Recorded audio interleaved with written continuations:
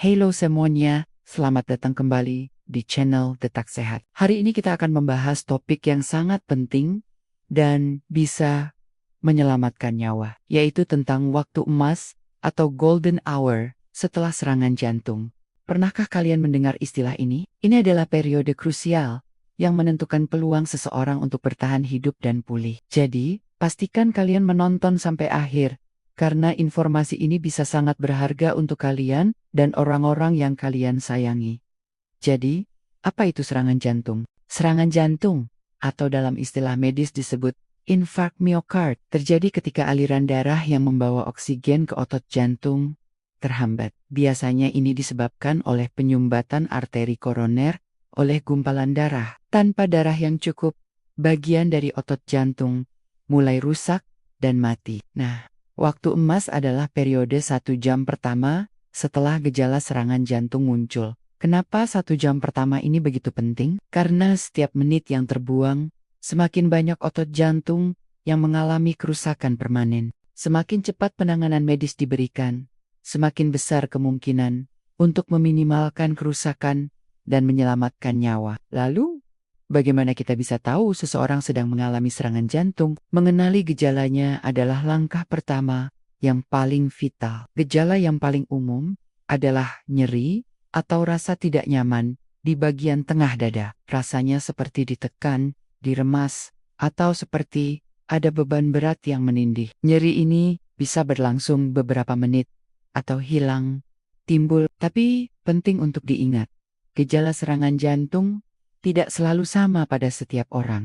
Nyeri ini juga bisa menjalar ke bagian tubuh lain, seperti lengan kiri, kadang bisa juga ke kedua lengan, punggung, leher, rahang, atau bahkan perut. Selain nyeri dada, ada gejala lain yang harus diwaspadai. Misalnya, sesak napas, baik disertai nyeri dada maupun tidak. Mungkin juga muncul keringat dingin secara tiba-tiba, rasa mual, atau ingin muntah, dan pusing, atau merasa seperti akan pingsan. Beberapa orang, terutama wanita, lansia, dan penderita diabetes, mungkin mengalami gejala yang tidak khas. Mereka mungkin tidak merasakan nyeri dada yang hebat, tapi lebih merasakan kelelahan ekstrem yang tidak biasa, gangguan pencernaan seperti sakit mah, atau rasa tidak nyaman di punggung atas. Karena gejalanya bisa sangat beragam, sangat penting untuk tidak mengabaikan sinyal apapun dari tubuh yang terasa aneh dan muncul tiba-tiba. Jangan pernah berpikir,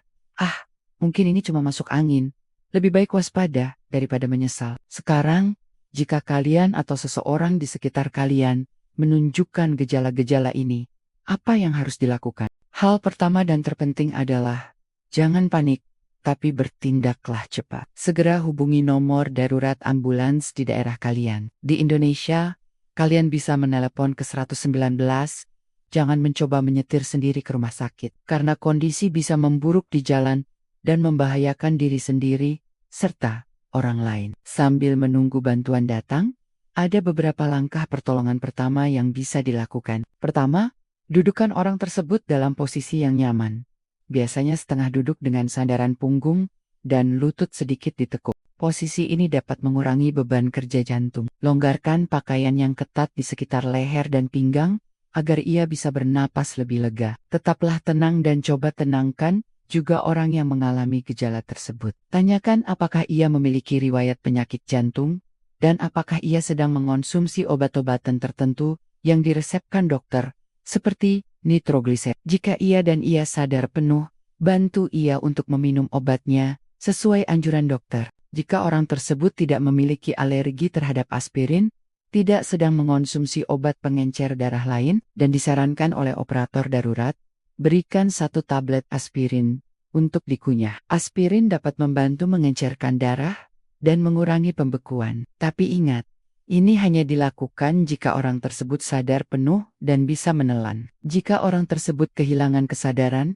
dan berhenti bernapas, segera lakukan resusitasi jantung paru atau CPR jika kalian terlatih. Tekan dada dengan kuat dan cepat di bagian tengah. Bantuan kalian di menit-menit awal ini sangat krusial, sambil menunggu tim medis profesional tiba. Saat tim medis tiba, mereka akan segera mengambil alih. Mereka akan melakukan pemeriksaan awal, seperti merekam elektrokardiogram atau EKG untuk melihat aktivitas listrik jantung dan memasang infus. Mereka mungkin akan memberikan oksigen dan obat-obatan awal langsung di ambulans. Inilah mengapa memanggil ambulans lebih baik daripada pergi sendiri ke rumah sakit. Perjalanan ke rumah sakit pun menjadi bagian dari proses penanganan.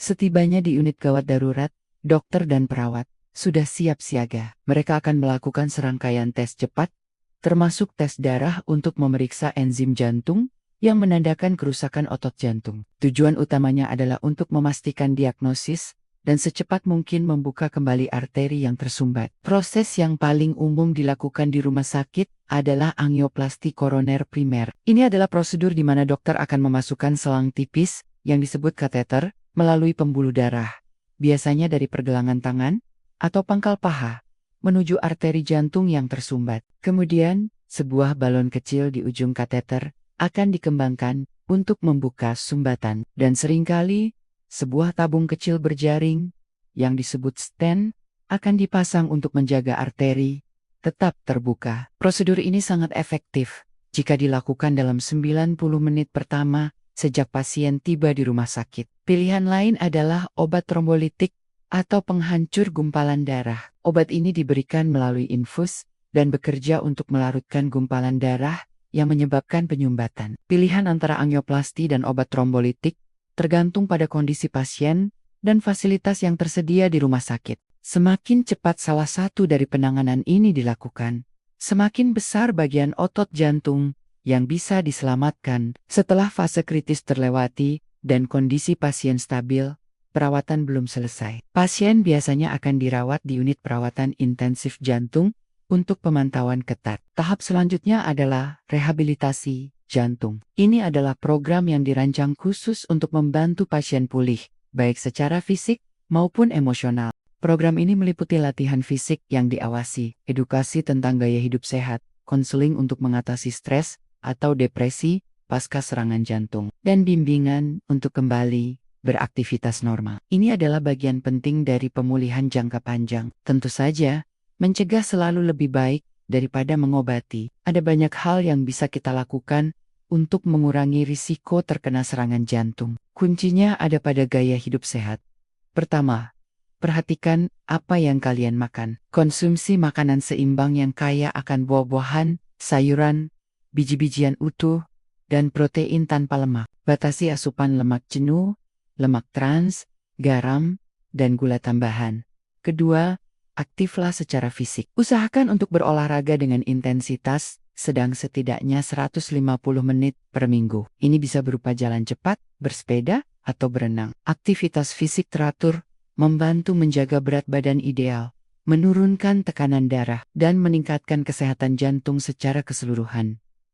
Ketiga, berhentilah merokok dan hindari paparan asap rokok. Merokok adalah salah satu faktor risiko utama penyakit jantung. Keempat, kelola stres dengan baik. Stres kronis dapat memengaruhi jantung kalian.